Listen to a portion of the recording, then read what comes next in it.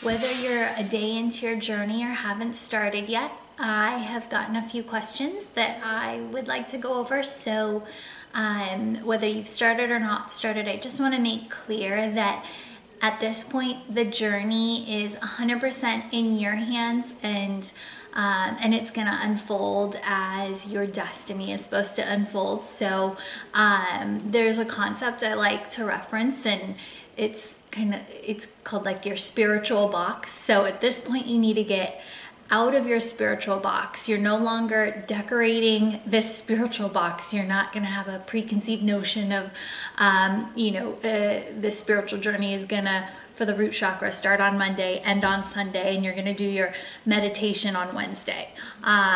If you set parameters like that for yourself, just expect that they're probably going to be pushed and broken, because part of a spiritual journey is to have no expectations and be completely present with the process.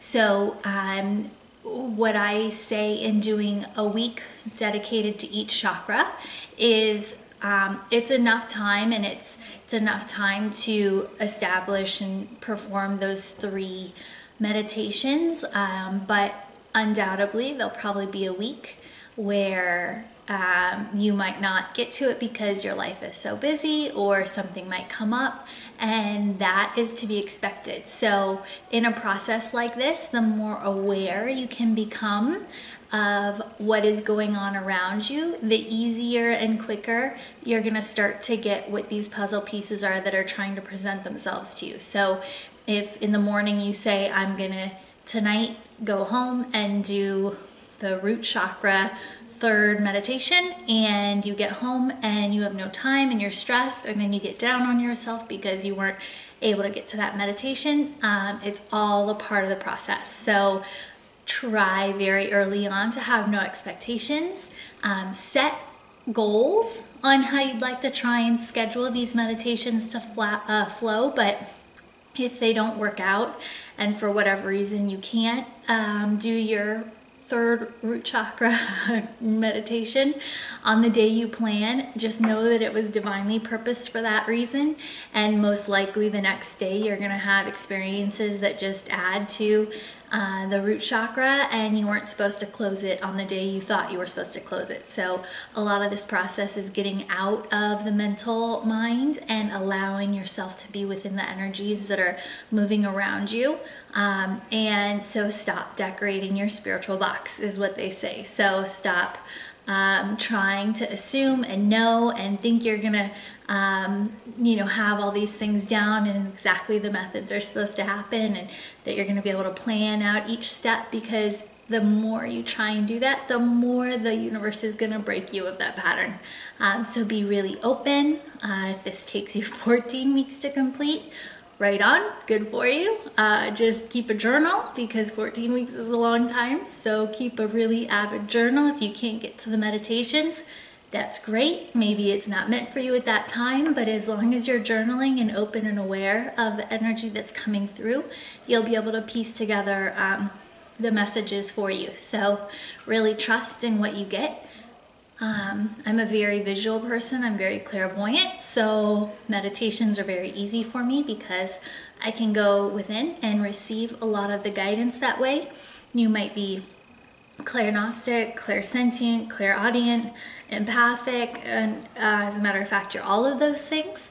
But depending on what your heightened sense of receiving is going to be where you tend to get a lot of your messages from. So in the beginning, you might really not be attuned and connected to that clairvoyant, that seeing clearly stage.